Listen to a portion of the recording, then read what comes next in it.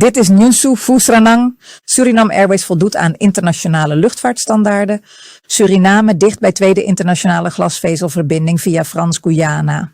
CT-scans in academisch ziekenhuis in Paramaribo AZP voorlopig niet mogelijk vanwege technische storing. Jones verlaat uit protestcomité-generaal. Hij vindt geheimhouding niet gerechtvaardigd.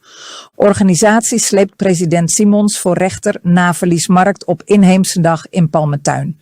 Petitie tegen vervuiling Saramacca-rivier ingediend bij DNA. 14 politieambtenaren in verzekering gesteld in lopende strafzaken. Zonder grensakkoord wordt strijd tegen illegale goudwinning gecompliceerder, aldus de Franse ambassadeur. Taalpionier Max Sordam viert 100ste verjaardag. DNA-leden vragen PG om hoger beroep en eisen disciplinaire maatregelen na vrijspraak Pikin Saron.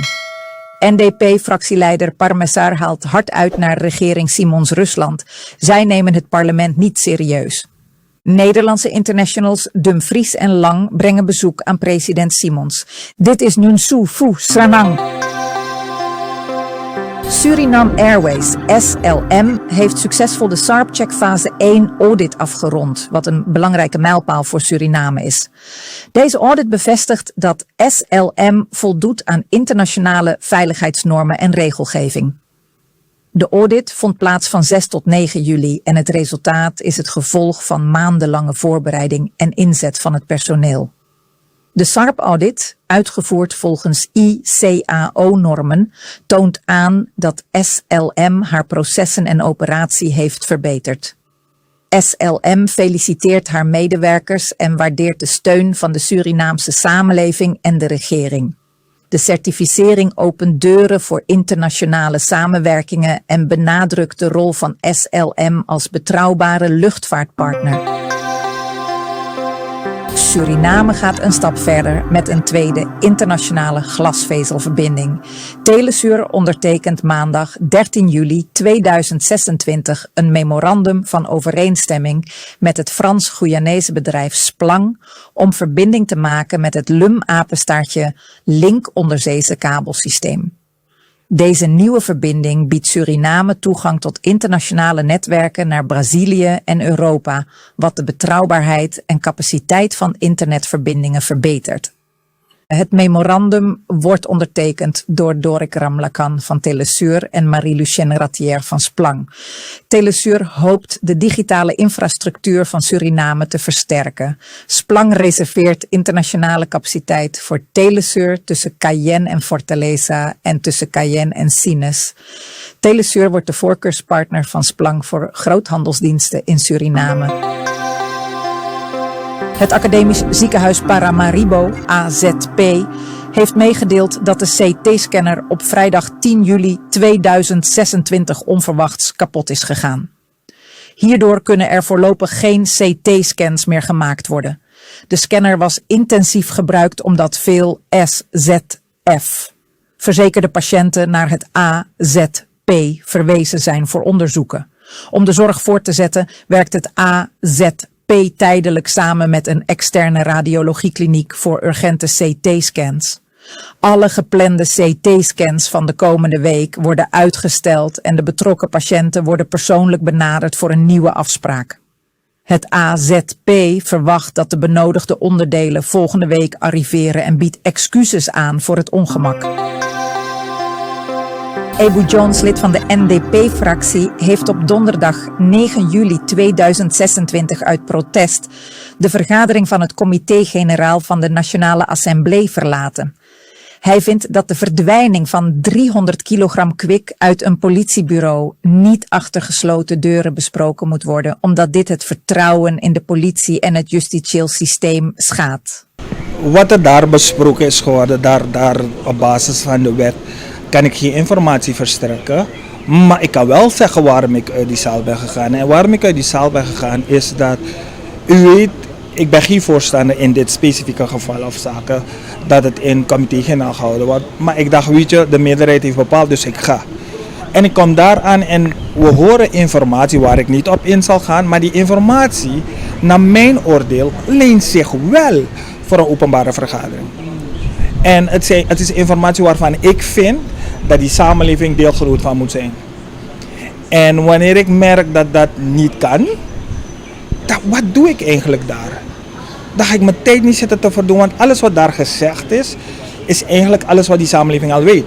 Wat die samenleving hoort te weten, wat die samenleving geïnformeerd moet worden, over geïnformeerd moet worden. Dus ik heb die voorzitter duidelijk gezegd, voorzitter, zo smal zo breed, ik kan me niet verenigen hierin.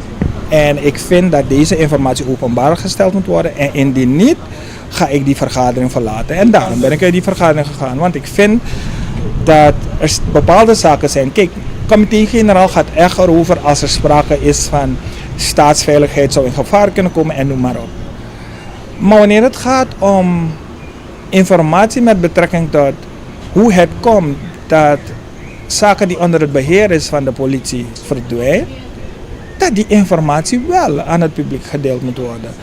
Ik bedoel, wat we niet moeten hebben, is dat comité-generaal gebruikt wordt om informatie als zodanig in een gesloten verband te bespreken, waarvan die informatie belangrijk is voor die samenleving, om zelf een oordeel te vellen over het functioneren van een van de belangrijkste korpsen in die samenleving. Want we zien, en ik blijf het zeggen, deze minister van Justitie, sinds zijn aantreden hebben we wel gezien dat er stappen worden gemaakt om agenten die in de fout gaan, om ze tot orde te roepen. Je ziet de verschillende politiemannen die uiteindelijk aangehouden worden omdat ze hebben gedaan wat ze niet moesten doen. Dus die minister is goed bezig. Maar wat we niet gaan doen, we gaan en onder mom van verstoren van het onderzoek en dergelijke. Ja, laat tenminste het op. Weet u wat irriterend is? Dat niemand die samenleving informeert over de zaak. Het is een gigantische blamage van het heel korps. Niet van het heel korps, van het korps dat onder hun beheer iets verdwijnt. En er zijn te goede ambtenaren, er zijn te goede agenten. Ze doen hun werk naar behoren, maar er zijn anderen die het een potje van maken. En juist die groep moet je in ieder geval onschadelijk maken door maatregelen te treffen. En wanneer dat gebeurt, maar tegelijkertijd zie je dat een spraakmakende zaak waarbij het vertrouwen in het korps afneemt, dan moet je juist meer openheid geven. Laat die samenleving begrijpen hoe het komt. Laat die samenleving begrijpen. En wanneer dat niet gebeurt, zeg ik, als de zaak al bij het Openbaar Ministerie is, waarom komt het Openbaar Ministerie niet met een persmoment? En het Openbaar Ministerie weet wel welke informatie wel of niet gegeven zou kunnen worden. Laten ze dat doen, maar laten ze die samenleving duidelijk laten weten van dit gaat niet in een doofpad belanden. We zijn ermee bezig. Ik vraag u geduld om. Geef de justitiële de ruimte om verder te onderzoeken. Zeg iets aan die samenleving, maar blijf niet stil. Maar in bepaalde gevallen zie je wel dat ze zich haasten om een persverklaring te geven of whatsoever. Doe iets voor die samenleving. Laat die samenleving weten dat je ermee bezig bent. En het doen achter gesloten deuren met de volksvertegenwoordiger, de mensen die dat juist werkelijk die samenleving zou moeten vertegenwoordigen en controle zou moeten uitoefenen op wat die staat doet. Ja, lijkt me niet goed. Vooral als het ging om informatie waarvan ik zou kunnen inschatten van hierdoor zou je staatsveiligheid in gevaar kunnen komen, dan zeg ik voilà. Maar als het informatie is waarvan ik denk van die samenleving heeft recht hierop, dan moeten we dat doen. Dus ik ga niet deelnemen aan een comité-generaal waarvan ik weet of het gevoel krijg dat het niet nodig is. Hij vreest ook dat andere onderwerpen, zoals de verdwijning van 4 kilo goud bij Grassalco, het functioneren van de anticorruptie-unit en de grootschalige vissterfte in de Saramacca-rivier ook geheim zullen blijven. De stichting Amazonemarkt Suriname, SAMS, heeft een kort geding aangespannen tegen de president van Suriname. Ze willen dat toestemming voor een andere organisatie die Ingri Day in de Palmentuin mag organiseren, wordt ingetrokken. SAMS vraagt formeel om toestemming voor hun jaarlijkse activiteiten op 7, 8 en 9 augustus. We hebben in maart onze aanvraag voor het gebruik maken van de palmentuin zoals altijd. We doen het al meer dan 25 jaar dat we bezig zijn de activiteiten te ontplooien. Eerst aan de waterkant, 2 jaar, en dan naar de palmentuin. Met onderbrekingen ook voor bij Portsilania 2 keer, omdat palmentuin gesloten was. Met rekening houden met de protocollen en al dat soort dingen wat de palmentuin inhoudt. Ook met cultuur in de tijd. Maar tot onze verbazing moesten we vanuit de media vernemen van dat de palmentuin toegewezen is aan andere organisaties.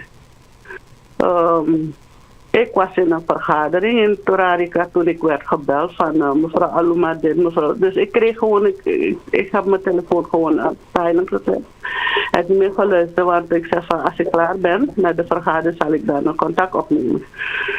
Vanaf die tijd zijn we dan bezig dat al in april dacht ik dat ook tot onze verbazing dat zo vroeg palmentuin toegewezen is geworden aan een andere organisatie. En ik zeg van, het is vreemd, want meestal is het pas 1 juli dat we dan toestemming krijgen. Als er andere organisaties zijn die ook gevraagd hebben of verzoek hebben ingediend om palmentuin voor 9 augustus. En werden we daar bij elkaar geroepen om te overleggen van hoe en wat. Maar dit keer was dat niet het geval. Dus mensen hadden al vergunning en alles geregeld. En we stonden te kijken van wat gebeurt er nou eigenlijk. Zonder afstemming. Ik werd nooit op de hoogte gesteld. Ik werd nooit gebeld. Terwijl we openstaan. En dus dat is dan dingen en overleggen. Ik heb geprobeerd via dialoog om tot een compromis te komen dat we 9 augustus op een volwaardige manier zouden herdenken. Wat is 20 jaar officieel van dat we dan dit zouden herdenken. Dus over en weer naar de directeur geweest, het kabinet van de president en over en weer gevraagd. En uiteindelijk, 29 juni, werd mij gezegd, ik moet zelf contact opnemen met de andere organisatie. Ik ga dat niet doen, echt niet. Dus buiten mijn principes. En ik ga niet gaan bedelen, terwijl wij al meer dan 25 jaar zijn. En die mensen wachten. De standhouders, er zijn heel veel standhouders vanuit dorpen en weet ik.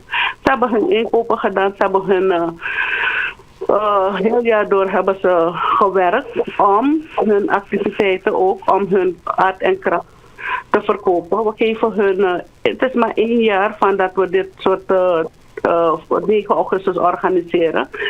Waarbij wij onze mensen uit het verre binnenland de gelegenheid geven om hun waar te verkopen, dat ze wat kunnen verdienen. Ze voelen zich benadeeld omdat ze nooit officieel zijn geïnformeerd over de afwijzing van hun aanvraag. SAMS vraagt de rechter om het besluit van de president te vernietigen en wil een spoedtoestemming. De rechtszaak is op 16 juli 2026. De onrust onder inheemse dorpen langs de Saramacca-rivier groeit door onvrede over het onderzoek naar vissterfte. Dorpshoofd Johan van der Bosch van Pikinpoika sprak op een persconferentie over de negatieve effecten voor bewoners en de kritiek op de autoriteiten. De Nationale Milieuautoriteit, NMA, vraagt gemeenschappen om logistieke ondersteuning voor aanvullend onderzoek, wat op weerstand stuit. De gevolgen van de vissterfte zijn steeds zichtbaarder, met stijgende prijzen en voedseltekort. Van der Bosch heeft klachten over gebrek aan communicatie geuit in een brief aan de NMA. Fitz benadrukt dat lokale kennis moet worden benut in het onderzoek waarvoor de NMA openstaat. De Nationale Milieuautoriteit, NMA, heeft internationale deskundige hulp ingeschakeld voor laboratoriumanalyses naar de vissterfte in Boven Saramacca. Het onderzoek is uitgebreid met meer en frequentere water- en vismonsters om de oorzaak van de sterfte vast te stellen. De NMA werkt nauw samen met het ministerie van Volksgezondheid, Welzijn en Arbeid, VWA, en ontvangt technische ondersteuning van de Pan-Amerikaanse Gezondheidsorganisatie / Wereldgezondheidsorganisatie, PAHO / WHO. De NMA wil alleen geverifieerde resultaten delen om duidelijkheid te krijgen over de oorzaak van de vissterfte in het gebied. De gemeenschappen van inheemse en tribale dorpen langs de Saramacca-rivier hebben een petitie ingediend bij de Nationale Assemblée, DNA, vanwege de vervuiling van de rivier. Fundamentele maatregelen ter bescherming van de inheemse en tribale dorpen in Suriname. 8 juli 2026. Aan de voorzitter van de Nationale Assemblée van de Republiek Suriname. Afschrift naar kabinet-president, minister Volksgezondheid, minister OGM, NCCR, directeur NMA, FITS en OZIM. Verzoek voor fundamentele maatregelen ter bescherming van inheemse en tribale gemeenschappen in Suriname. Geachte voorzitter, langs deze weg vragen de gemeenschappen en gezagdragers van de inheemse en tribale dorpen langs de Saramacca-rivier, onder andere Haarlem, Pikimaisi, Pikimpoika, Pikinsaro en Santigrong, als ook andere dorpen langs de rivier, maar in het algemeen alle inheemse en tribale gemeenschappen in Suriname. Uw zeer dringende aandacht voor het volgende. De situatie met betrekking tot de chemische en of andere verontreiniging en vergiftiging van de Saramacca-rivier in de afgelopen weken is u bekend. De massale vissterfte van het alarmsignaal, maar wie weet hoe lang dit al duurt en hoe lang wij al vergiftigd worden. Door deze situatie kunnen wij de rivier niet meer gebruiken, terwijl het voor ons de bron is van leven, van water, voeding en inkomsten. Rechtstreeks verbonden met onze cultuur en historie en verbondenheid met onze grondgebieden die nog steeds niet wettelijk erkend zijn. Alsjeblieft. Ja, dank u. De voorzitter is nu afwezig. Ik ben niet de voorzitter. Nou, maar de voorzitter heeft ons gevraagd met een aantal parlementariërs hier, zoals u ziet, met een grote delegatie, u te ontvangen, omdat we dit zeer belangrijk vinden. Ja? Anders had u de voorzitter alleen, maar nu hebt u veel meer parlementariërs hier. Dat is 1. 2 is, we kennen u los van de vissterfte en de zaken die zich nu actueel voordoen. We kennen uw moeilijke omstandigheden. Toen al hadden we het moeilijk. En dit maakt het extra moeilijk. Dit is de achtergrond geweest dat wij, dacht ik, pakweg een week terug dringende aandacht van de regering hebben gevraagd. En we hebben gevraagd over de kwestie van onderzoek. Hoe heeft dit kunnen voorkomen? 2. Wat wordt er gedaan aan tegemoetkoming wat de mensen betreft, aan noodvoorzieningen zoals u daar net aangaf. En ze hebben aangegeven dat de organisatie nu op gang is gekomen. Dus ze hebben nog niet alle dorpen aangedaan, maar sommige dorpen hebben al gedeeltelijk wat zaken gehad, maar zo gaat men door. Zoals water, voedingswaren en dat soort zaken. Verder is het zo dat we diepgaand en nogmaals diepgaand onderzoek wensen ten aanzien van de vissterfte. Hoe heeft dit kunnen voorkomen? Wat is de oorzaak? En daarvoor zijn er samples gestuurd naar het buitenland, ja, om grondig dat te onderzoeken. Wij kijken uit, ik denk morgen uiterlijk, dacht ik zo uit het hoofd, wat ons gezegd is deze week en deze week. Dat betekent dus morgen dat wij resultaat kunnen verwachten uit het buitenland. 14 politieambtenaren zijn momenteel in verzekering gesteld vanwege verschillende strafonderzoeken, meldt Michel Elskamp van het Korps Politie Suriname. Dit omvat 7 leden van de antiterrorisme-eenheid en 3 onderofficieren van bureau Keizerstraat, die worden verdacht van zaken gerelateerd aan de wet verdovende middelen. Ook zijn er politiefunctionarissen die verdachten zijn in afpersingszaken. Een aspirant-agent is aangehouden voor afpersing en is buiten functie gesteld. Alle aanhoudingen worden geregistreerd. De Franse ambassadeur in Suriname, Nicolas de Lacoste, heeft zorgen geuit over de vertraging van de ratificatie van het grensakkoord tussen Suriname en Frankrijk. Deze vertraging belemmert samenwerking op gebieden zoals veiligheid en milieu. Het akkoord, ondertekend in maart 2021, is in Frankrijk geratificeerd, maar in Suriname blijft de tweede behandeling uit. De Lacoste benadrukt dat samenwerking noodzakelijk is om illegale goudwinning en vervuiling aan te pakken. Lokale bewoners klagen over gezondheidsproblemen door kwik. Hij vraagt om actie van beide regeringen en waarschuwt voor toenemende criminaliteit en milieuschade in het grensgebied. De ambassadeur pleit voor snelle ratificatie om de situatie te verbeteren. Minister van Justitie en Politie, Harish Monorat, roept de samenleving op om geen schokkende afbeeldingen te maken, verspreiden of openbaar te maken. Dit is strafbaar volgens artikel 307a van het Wetboek van Strafrecht. De waarschuwing komt na de verspreiding van beelden van een verkeersongeval op de Ringweg Zuid. Monorat stelt dat het beschermen van de privacy en waardigheid van slachtoffers belangrijk is.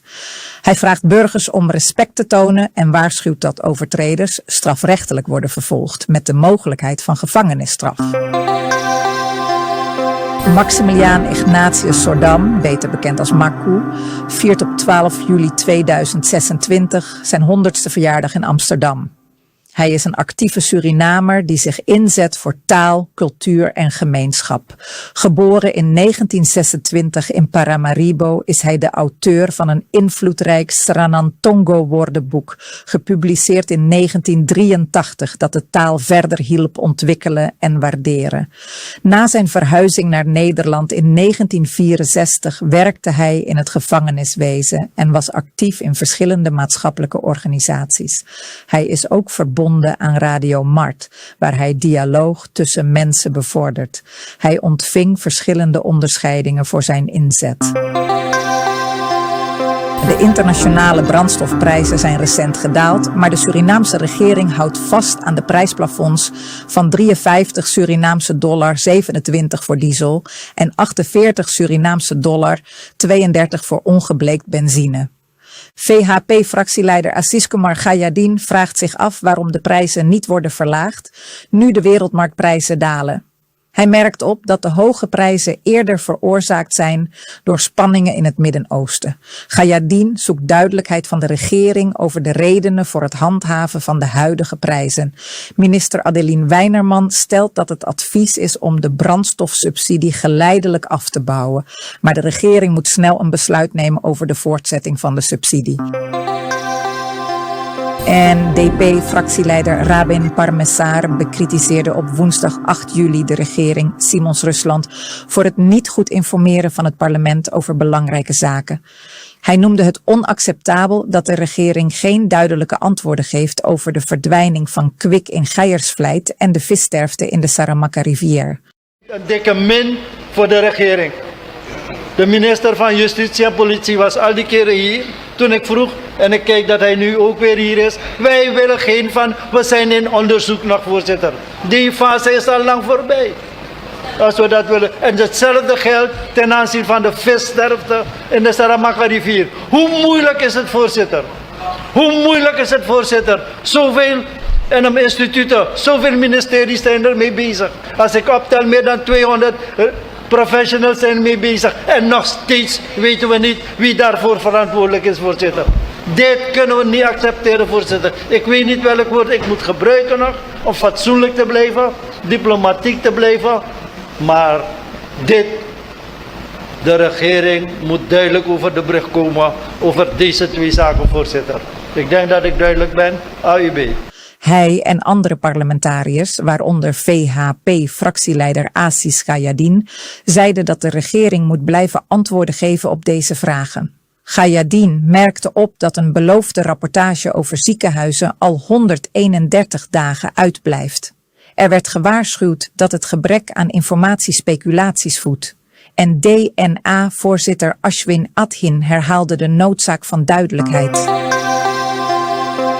3 leden van de Nationale Assemblée hebben de procureur-generaal gevraagd om hoger beroep aan te tekenen tegen de vrijspraak van 7 politieagenten in de zaak Pikin Saron. Jennifer Vreedzaam, Iona Edwards en Claudie Sabayo verzoeken ook de minister van Justitie om disciplinaire maatregelen tegen de agenten. In hun brief aan de procureur-generaal betogen zij dat de feiten en een pathologisch onderzoek een nieuwe beoordeling vereisen. Ze wijzen ook op het maatschappelijk belang en de vragen die zijn blijven bestaan. Daarnaast vragen zij de minister om tuchtrechtelijke maatregelen vanwege het politieoptreden dat het vertrouwen in de politie heeft geschaad. Tijdens de begrotingsbehandeling ontstond een ruzie tussen Yogi en voorzitter Adhin. Adhin vroeg Yogi om bewijs voor zijn uitspraken over de M-Iglis-directeur en vroeg hem de zaal te verlaten na beledigingen. Yogi wilde niet terugkomen op zijn woorden en stelde vragen aan de GBB-minister over een Lexus die mogelijk met MI-glisgelden was gekocht. Hij beweerde dat de president hierover op de hoogte was. Yogi merkte op dat Adhin niet goed kan leiden en dat president Simons dit ook had gesuggereerd. Yogi voegde toe dat Simons Adhin indirect bekritiseerde vanwege de rumoerige zaal en dat deze frustratie zichtbaar was. De Nederlandse voetballers Denzel Dumfries en Noah Lang brachten op 6 juli 2026 een bezoek aan president Jennifer Simons in Suriname. Ze zijn daar met hun families na het wereldkampioenschap voetbal. Het eerste doel is natuurlijk vakantie. Ik ben hier samen met mijn gezin en Noah Lang en zijn gezin. Dus na de uitschakeling op het WK zijn we natuurlijk weer gelijk vakantie. En mijn roots ligt ook in Suriname. Waardoor ik het een mooi moment vond om met het gezin naar Suriname te vertrekken. En daarnaast natuurlijk ook te kijken hoe je maatschappelijk dingen kan betekenen. Vandaar ook het bezoek aan de president. En dat was een zeer waardevolle meeting. Ik ben natuurlijk hier na de uitschakeling van het WK om te genieten allereerst van Suriname. Het is zo lange tijd geleden dat ik hier ben geweest. En het is mooi dat ik mijn kinderen en mijn vriendin mijn roots en ook mijn kinderen hun roots te kunnen laten zien en kijken waar ik kan helpen voor de toekomst van Suriname. Samen met de president een verkennend gesprek gevoerd om te kijken hoe wij informatie kunnen uitwisselen. Dan al nog niet te kijken hoe wij Jules wellicht in de toekomst kunnen gaan betrekken naar Suriname. Want dat is wel een droom van mij en mijn moeder. En dat zou eigenlijk ook wel een mooie target zijn voor de toekomst. Ik heb 3 dagen geleden heb ik hier ergens in de buurt gevoetbald op een veldje. Met gewoon heel veel getalenteerde voetballers. Ik heb gezien dat Suriname heel veel talent heeft. Dat was natuurlijk al lang duidelijk als je ziet in het Nederlands elftal hoeveel Surinaamse spelers we hebben. Maar om hier met eigen ogen te zien, ook op de pleintjes, hoe goed de jongens hier kunnen voetballen het is prachtig om te zien en kijken waar wij kunnen helpen als jongens. En, om die spelers hier ook echt het platform te kunnen geven om door te groeien. We waren natuurlijk al zo dichtbij om dat te bewerkstelligen, de Surinaamse spelers. En, je voelt gewoon dat het op een dag gaat gebeuren en nu is het gewoon de taak om voor te borduren op waar Suriname nu mee bezig is. En om het talent alleen maar verder te laten doorontwikkelen. En, dan kan het niet anders dat Suriname heel snel op een WK gaat staan. Ze waren heel dichtbij. Samen met een aantal jongens bij het Nederlands elftal hebben we destijds de wedstrijden gevolgd. Dus we voelden de emotie, we hebben meegeleefd. En het is jammer dat ze het uiteindelijk niet hebben gehaald. Maar goed, wat het team bewerkstelligd heeft, ook hier in Suriname, ook wat de president ook heeft verkondigd. Wat ze teweeg hebben gebracht is al een overwinning op zich. En de ultieme bekroning zal natuurlijk zijn als ze uiteindelijk zullen kunnen plaatsen voor een WK. Maar ik heb er geloof in. Ja. Natuurlijk een teleurstellend WK, eerlijk is eerlijk. En over 2 jaar hebben we een EK en ook wij moeten ons doorontwikkelen. En dan hopelijk over 2 jaar dat we Europees kampioen kunnen zijn. Ik heb net een transfer afgerond naar Real Madrid. Dus na 5 jaar Inter Milaan ga ik nu naar Real Madrid. En fantastisch dat ik die stap kan maken. Als je kijkt natuurlijk naar mijn opbouw van carrière, is het natuurlijk fantastisch dat ik nu voor de grootste club ter wereld ga voetballen. En dat maakt me enorm trots. En vanuit daar ook in die hoedanigheid ook mooi dat ik op dit moment, vlak voordat ik bij Real Madrid begin, naar Suriname kom om te kijken hoe ik ook hier van betekenis kan zijn, net zoals ik nu in Nederland aan het doen ben. Dus ja, dat zijn wel mooie dingen. Tijdens een vergadering van de Nationale Assemblée in Suriname is een schot gelost. Het dienstwapen van een vrouwelijke politieagent is per ongeluk afgegaan, terwijl zij veiligheidswerkzaamheden uitvoerde. Dit gebeurde in de toiletruimte en er zijn geen gewonden gevallen. De agente werkt bij de Algemene Surveillantsdienst. De minister van Justitie en Politie is geïnformeerd en de Surinaamse politie heeft een onderzoek gestart naar hoe het wapen onbedoeld kon afgaan. Staatsoliemaatschappij Suriname NV heeft voorstellen ontvangen voor exploratierechten in de zone voor de Surinaamse kust. Wanneer een bedrijf interesse toont, krijgen anderen de kans om een concurrerend voorstel in te dienen. Recent zijn er voorstellen binnengekomen voor sector 2 SHO East en sector 3 Demerara en eerder voor sector 4 DW West. Onder het open door proces hebben geïnteresseerde partijen 90 dagen om een bod uit te brengen. Een gebied is pas onder contract na het ondertekenen van een productiedelingscontract. Ongeveer de helft van het offshoregebied is momenteel onder contract, met 5 sectoren nog open. President Jennifer Simons vertrekt naar Gros Islet in St. Lucia voor de 51ste reguliere CARICOM-conferentie. Ze keert dezelfde dag terug naar Suriname, waarna minister Melvin Bouva de bijeenkomst namens Suriname voortzet. De conferentie start op zondag 5 juli en duurt tot woensdag 8 juli 2026 onder leiding van premier Philip J. Pierre van St. Lucia. Tijdens de opening spraken verschillende leiders. Voorafgaand vond de 19e CARICOM Road Run Walk plaats om het belang van beweging en sport te benadrukken. Verder bespreken de regeringsleiders regionale onderwerpen, met een afsluitende persconferentie op woensdag 8 juli 2026. ABOP-parlementariër Stanley Batterson vindt dat het politieke en bestuurlijke systeem in Suriname grondig moet worden veranderd, omdat het huidige systeem niet goed werkt. Dit leidt tot misstanden en corruptie. Mensen in de politiek met minder goede bedoelingen zorgen ervoor dat we geen stappen vooruit maken. Niet de politiek. De politiek is een heel mooi ding. De politiek is de manier hoe een regering een staatshuishouden bestuurt, de methoden en technieken die daarbij worden gebruikt.